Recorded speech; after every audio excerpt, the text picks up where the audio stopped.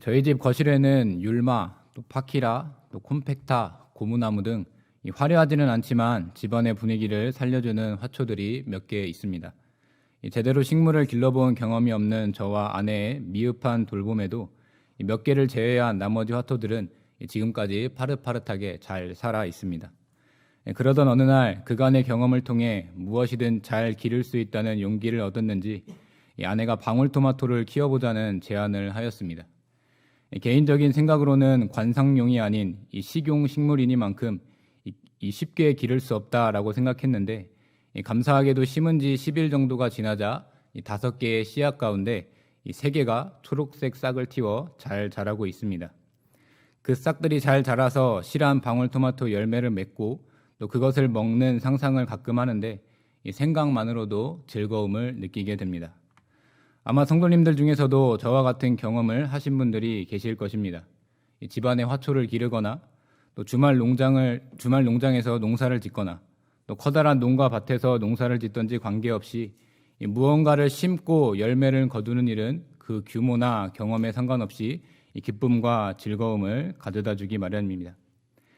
공생의 시작 후 하나님 나라의 일을 제자들에게 가르치셨던 예수님께서도 이 기쁨을 잘 알고 계셨던 것 같습니다. 왜냐하면 예수님께서 제자들과 무리들에게 말씀하신 비유 가운데 이 심고 거두는 일과 관련된 비유들이 많이 있기 때문입니다. 오늘 저와 여러분이 함께 살펴볼 누가복음 8장, 이 4가지 땅에 떨어진 씨 비유가 그 대표적인 예입니다. 특별히 이 비유는 공관복음서인 마태복음과 마가복음에도 예수님의 여러 가지 비유 중에 제일 처음 등장하며 또 모든 공관복음서에 기록된 유일한 비유로 흔히 씨 뿌리는 자의 비유라고 알려져 있습니다. 특별히 마가복음에는 또 이르시되 너희가 이 비유를 알지 못할진대 어떻게 모든 비유를 알겠느냐라고 말하며 본 비유가 예수님의 모든 비유를 해석하는 데 기본이 된다라는 사실을 강조하기도 합니다. 오늘 예수님께서 말씀하신 4가지 땅에 떨어진 씨 비유의 내용을 살펴보면서 오늘날 하나님께로부터 다른 영혼들을 가르치고 양육하는 교사의 사명을 부여받은 우리가 그 머리와 마음속에 깊이 뿌리내려 놓아야 하는 것이 무엇인지를 함께 생각해 보길 원합니다.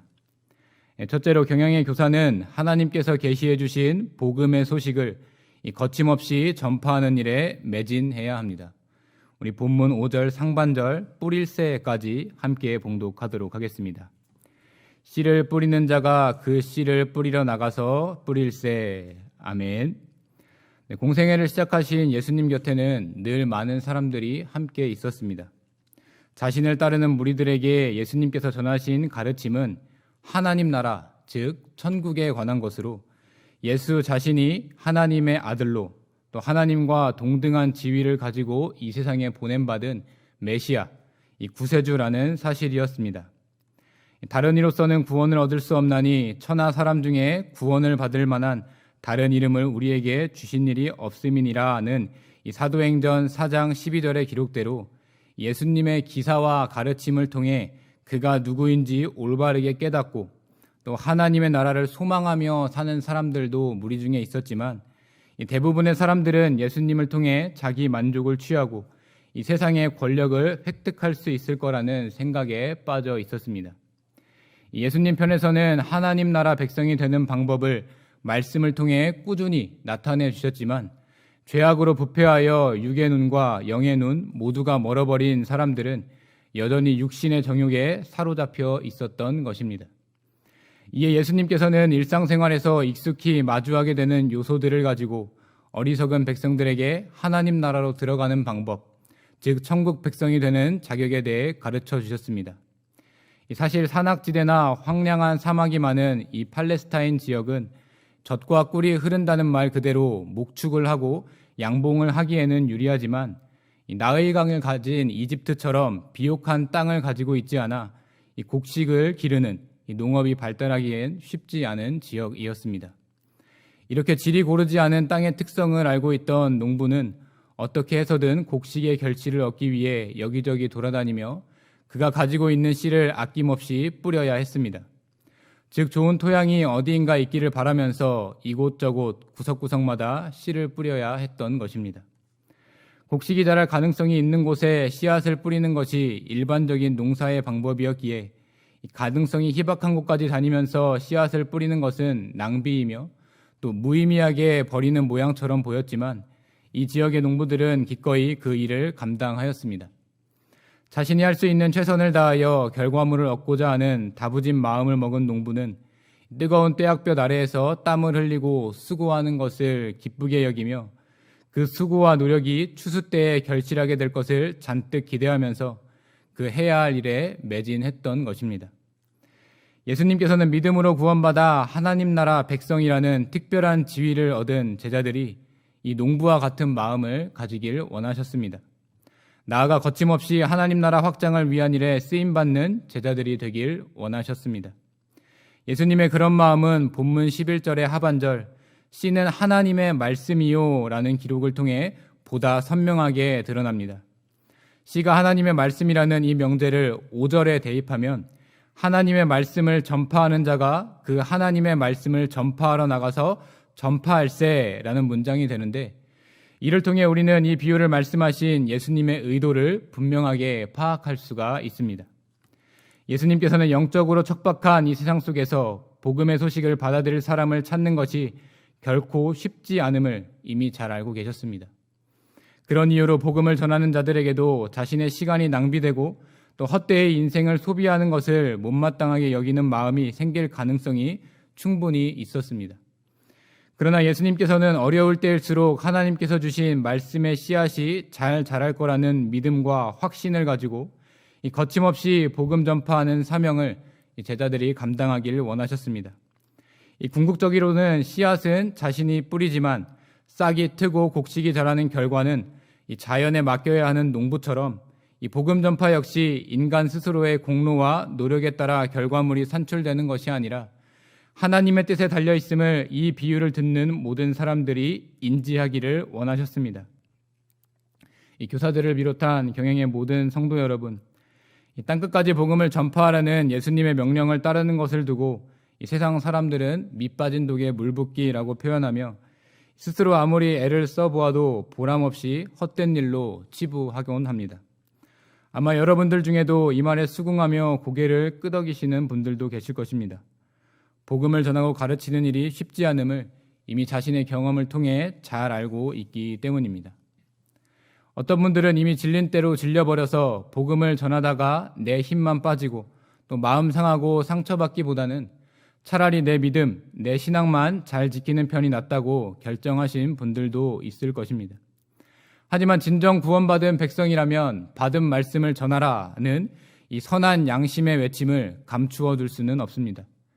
왜냐하면 복음으로 말미암는 기쁨과 즐거움이 무엇인지 본인 스스로가 잘 알고 있으며 내가 부어서는 그 밑빠진 독을 채우는 것을 쉽지 않은 일이지만 주님께서 깨진 그 영혼을 생명의 강가로 이끌어 주시면 절대로 그 물이 마르지 않도록 채워주신다는 사실을 우리는 이미 알고 있기 때문입니다. 이처럼 나는 할 수 없지만 주님과 함께라면 할 수 있다라는 마음가짐은 특별히 교사로 부름받은 우리들이 갖추어야 할 마음 상태입니다. 나의 연약이 체계적으로 사명을 감당하는 것을 방해하고 때로는 아무런 의미 없이 세월을 낭비하고 소비하는 것 같아 내가 하나님 나라 확장에 조금이라도 도움이 될까 하는 불안감이 우리의 생각과 마음을 사로잡지만 이는 필시 하나님 나라의 확장을 시기하고 질투하는 사탄이 주는 시험임을 잊지 말아야 합니다. 그럴 때 우리는 어떤 땅이든지 관계없이 일단 곡식의 씨앗을 넉넉히 뿌려 추수의 때까지 기다리는 비유 속의 농부의 모습을 기억하고 영혼의 결실을 맺을 날을 기대하며 거침없이 복음을 전하는 일에 힘써야 합니다. 그런데 때로 우리는 복음을 전파하는 것을 뭔가 크고 부담스러운 것으로 여기곤 합니다. 내가 전한 복음이 상대방에게 무언가 신선하고 큰 충격을 주어서 급작스럽게 변화되길 기대하는 마음이 이 복음을 전파하는 일을 가로막는 장벽으로 작용할 때가 있는 것입니다. 그럴 때 우리는 복음을 전할 때 속으로 마음먹기에 달려있음을 외쳐야 합니다. 주의해야 할 것은 복음 전파하는 일이 나의 노력과 공로에 있지 않음을 자각하는 것입니다. 어떤 방법이든지 주님의 이름을, 그 구원의 소식을 전하기만 하면 그 이유는 하나님께서 이끌어 주신다는 것을 믿고 복음을 전해야 하는 것입니다. 전하는 나는 부족하지만 이루어 주실 주님은 위대하시다라는 굳센 믿음은 담대히 복음을 전하는 원동력이 됩니다. 이런 믿음은 결코 인간 스스로는 깨달을 수 없는 것입니다.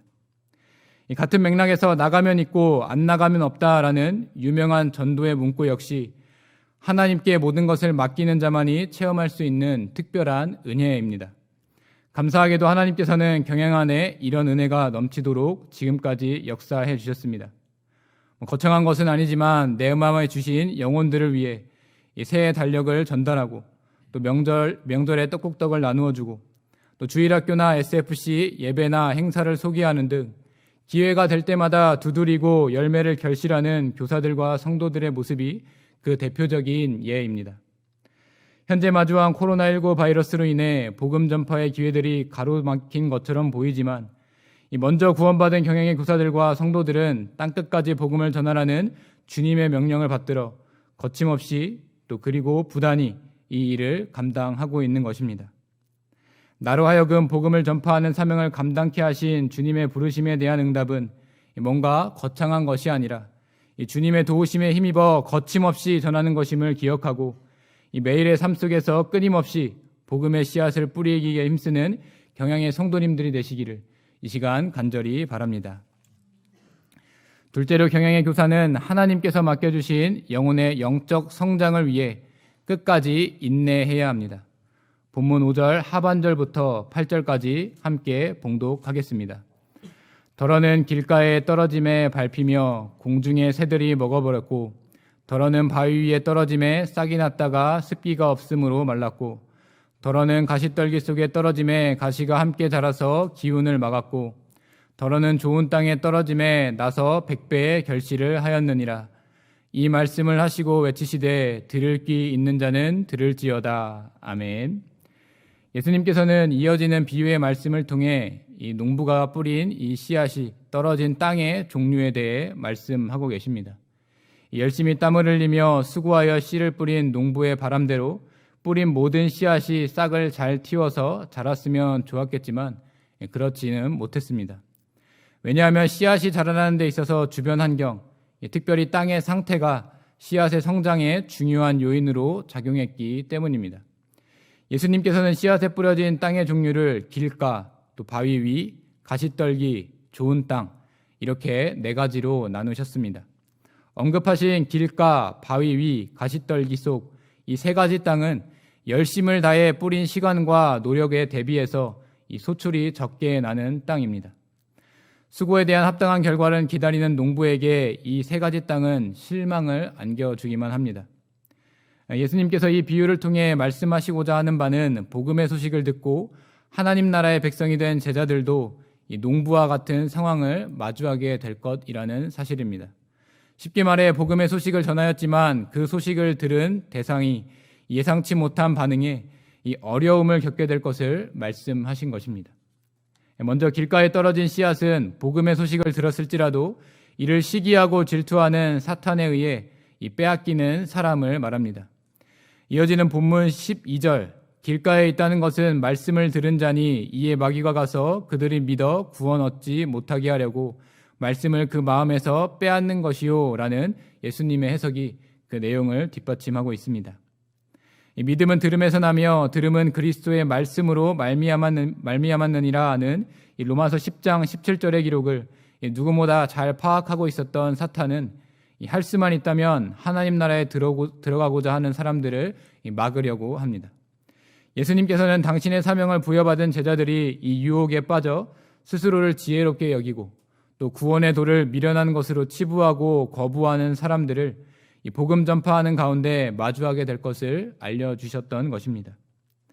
두 번째로 바위 위에 떨어진 씨앗은 기분이나 상황에 따라 달라지는 이 소위 충동적인 신앙을 가진 사람들을 말합니다.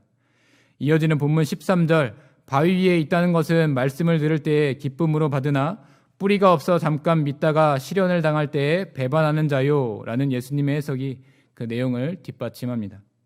바위는 따뜻한 햇빛을 받으면 금세 따뜻해지는 성질을 가지고 있습니다. 그 온기가 다른 땅보다 빨리 씨앗이 발아하도록 작용을 합니다. 이처럼 충동적인 신앙을 가진 사람은 처음에는 열렬하고 민감하게 그 복음의 소식을 받아들입니다. 하지만 그 밑이 단단한 바위를 뚫고 뿌리는 내리는 것은 쉽지 않고 또한 수분을 오랫동안 머금을 수도 없습니다. 하여 피어오른 씨앗의 뿌리가 곧 사그라들고 마는 것입니다. 이는 감정적으로 복음의 소식을 접했지만 개인적으로 이겨내기 힘든 시험과 고난이 닥쳐오면 쉽게 신앙을 저버리는 사람의 행태를 묘사합니다. 세 번째로 가시떨기 속에 썰어진 씨앗은 주위의 환경과 여건에 의해 신앙이 좌지우지되는 사람을 말하는 것으로 이 본문 14절 가시떨기에 떨어졌다는 것은 말씀을 들은 자이나 지내는 중 이생의 염려와 재물과 향락의 기운이 막혀 온전히 결실하지 못하는 자요라는 예수님의 해석이 그 내용을 뒷받침합니다. 마음속에 세상으로부터 오는 유혹, 예를 들어 생계를 유지하기 위한 재물이나 이 쾌락이나 즐거움에 대한 집착 등이 이미 깊이 뿌리 박혀 있기 때문에 더 중요한 복음의 소식이 비집고 들어갈 틈이 없는 것을 말합니다. 그 마음의 중심이 복음이 아닌 우상에게 기울어져 있는 이 사람은 결국 침륜과 멸망의 길로 빠지고야 맙니다. 이렇게 세 가지 땅에 심긴 씨앗과 달리 좋은 땅에 떨어진 씨앗이 있는데 이는 하나님께서 제자들을 통해 전한 복음의 소식을 잘 받아들이고 이 흔들리지 않는 믿음을 가지고 지키는 사람들을 말합니다. 이 본문 15절 좋은 땅에 있다는 것은 착하고 좋은 마음으로 말씀을 듣고 지키어 인내로 결실하는 자니라는 해석이 그 사실을 뒷받침합니다. 아무리 좋은 땅에 심긴 씨앗, 좋은 땅에 자란 곡식이라 해도 이 가뭄이나 홍수 혹은 질병 등으로 인해 어려움을 겪기 마련입니다. 하지만 그런 어려움을 겪는다고 해서 모든 것들이 가치 없는 상품으로 반드시 전락되는 것은 아닙니다. 오히려 모든 상황들을 견디고 뱉어낸 씨앗은 더 좋은 열매를 결실하게 되고야 합니다. 이는 겸손하고 신실한 마음으로 받은 복음의 소식을 깊이 간직한 사람들을 말합니다. 만약 하나님께서 복음의 소식을 전할 제자들에게 앞으로 복음의 소식을 잘 받아들일 자와 그렇지 못한 자들을 쉽게 구별할 수 있는 능력을 주셨다면 예수님께서 이런 비유를 말씀하실 필요가 전혀 없었을 것입니다. 하지만 예수님께서는 심판주로 이 세상에 다시 오실 그날까지 이것은 본문 10절에 기록된 대로 비밀로 감추어져 있다라고 말씀하고 계십니다. 그렇기 때문에 지난 2000년 전부터 오늘날까지 진행되는 이 교회 운동 가운데 믿는 척하는 불신자, 또 믿음을 끝까지 지키지 못한 자들로 인한 부끄러운 일, 또 불미스러운 일들이 교회 안에 끊이지 않았습니다. 심지어 예수님의 12제자 중에 하나인 가룟 유다도 예수님을 배반하는 모습을 보이지 않았습니까? 이처럼 누가 구원받을 자인지 알 방도가 없는 우리들은 맡겨주신 영혼이 좋은 땅에 심긴 씨앗이다라는 믿음과 인내 가운데 부지런히 양육하겠다는 각오를 가지고 부여받은 사명을 끝까지 잘 감당해야 합니다. 우리 교회는 많지 않지만 이 스테인드 글라스로 만들어진 창문을 한번 떠올려 보시기 바랍니다. 아마 유럽에 위치한 교회를 다녀오신 분들이라면 스테인드 글라스 기법을 사용한 찬란한 교회의 모습을 본 경험이 있으실 것입니다. 교회당 내부에서는 아름다운 그 자태에 감탄을 금할 수가 없지만 교회당 외부에서는 전혀 그 아름다움을 느낄 수가 없습니다. 오히려 어둡고 생동감 없는 녹슨 유리창만 볼 수가 있는 것입니다. 그렇게 양면이 극단적으로 대비되는 모습은 스테인드 글라스의 아름다움을 배가시키는 효과를 내는 것에 일조합니다. 이 경영의 교사들을 비롯하여 하나님께서 맡겨주신 영혼을 섬기는 성도 여러분, 현재 여러분에게 맡겨진 영혼의 겉모습만 보고 볼품없는 녹슨 유리창으로 취급하거나 결코 이 영혼은 내가 전한 복음의 소식을 받아들일 가능성이 없다고 스스로 판단하고 계시지는 않습니까? 그러나 우리는 결코 그런 우를 범해서는 안 됩니다. 이는 어떻게 해서든 한 영혼이 믿고 회개하는 것을 시기하고 질투하는 사단이 주는 마음이 틀림이 없습니다.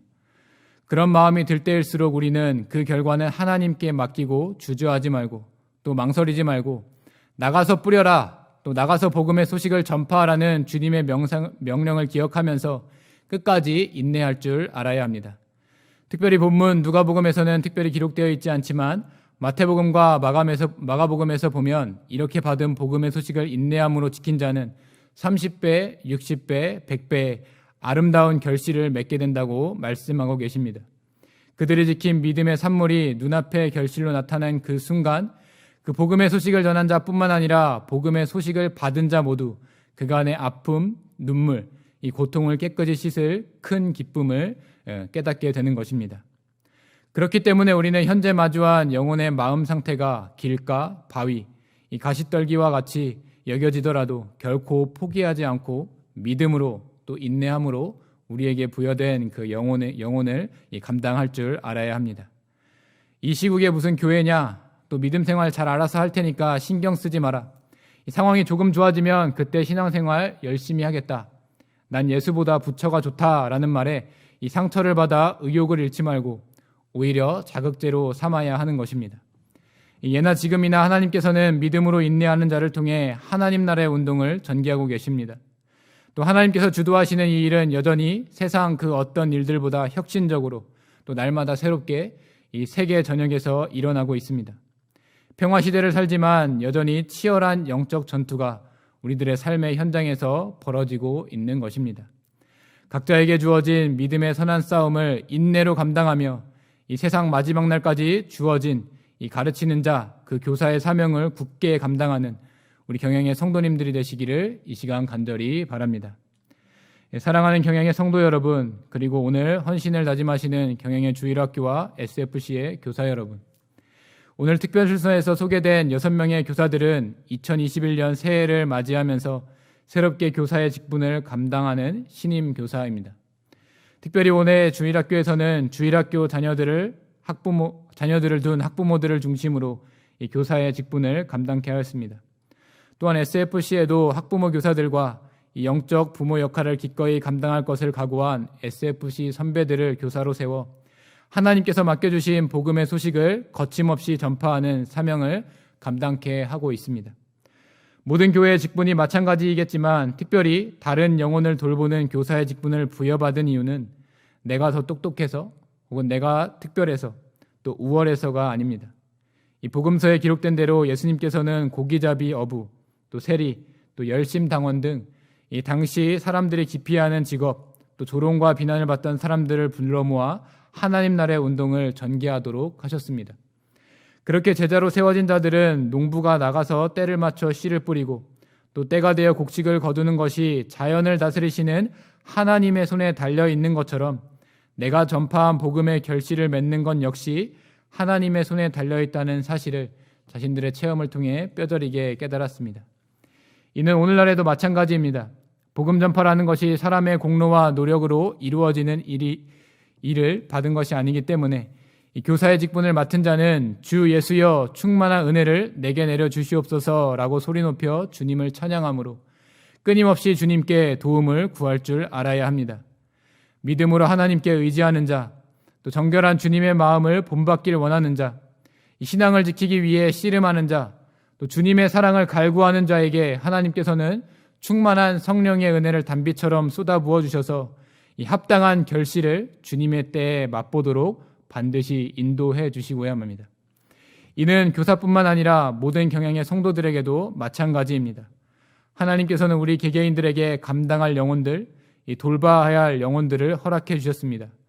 구역장들에게는 구역원, 또 전도회장들에게는 전도회원, 이 짝믿음 생활을 하는 자에게는 가족 구성원 등등 때로는 길가, 바위, 가시떨기보다 더 매정해 보이는 사람들을 대하다 보면 내가 틔운 믿음의 씨앗마저 몽땅 빼앗겨 버리지는 않을까 하는 걱정과 염려에 사로잡히기가 쉽습니다. 심지어 나는 여기까지인가 하는 생각에 가진 믿음마저 연약해지는 곤경을 겪기도 합니다. 하지만 주님께서는 결국 우리의 연약과 부족을 채우시고 또 결국 만족함을 주실 충만한 능력이 있음을 신뢰하는 제자에게 이 믿음의 선한 싸움에서 달콤한 승리의 결실을 맺게 하시는 승리의 주님이십니다. 특별히 구정 명절을 마치고 다가오는 새학년, 새학기를 준비하는 경영의 자녀들, 그리고 해이해진 마음을 다잡고 다시금 힘찬 한 해를 맞이하길 원하는 주변의 불신자와 믿음이 약한 자들에게 이 가르치는 자의 역할은 매우 중요합니다. 특별히 코로나19 바이러스로 인한 혼란 속에서 이 세상 속에서 감당해야 할 일상의 일과 또 다음 세대의 신앙을 전하고 가르치는 일을 병행하는 것은 결코 쉬운 일이 아닙니다. 하지만 주님께서는 그 십자가를 내려놓으라고 말씀하지 않으셨습니다. 오히려 그 십자가를 기쁘게 지라고 말씀하셨습니다. 내가 전파한 복음의 소식이 당장 보기 좋고 만족할 만한 결실을 나타내지는 않더라도 결국 하나님께서 모든 것을 충만하게 이끄신다는 사실은 그 말씀을 따르는 우리들에게 큰 힘과 용기가 됩니다. 복음 전파를 위해 믿음으로 인내하는 자에게 30배, 60배, 100배의 결실을 맺도록 인도해 주신다는 이 하나님의 약속을 굳게 믿음으로 달려가는 새해 받은 사명을 기쁨과 즐거움으로 기꺼이 감당하길 원하는 교사들과 성도들의 걸음이 결코 멈추지 않는 우리 경양교회가 되기를 이 시간 주님의 이름으로 간절히 축원합니다.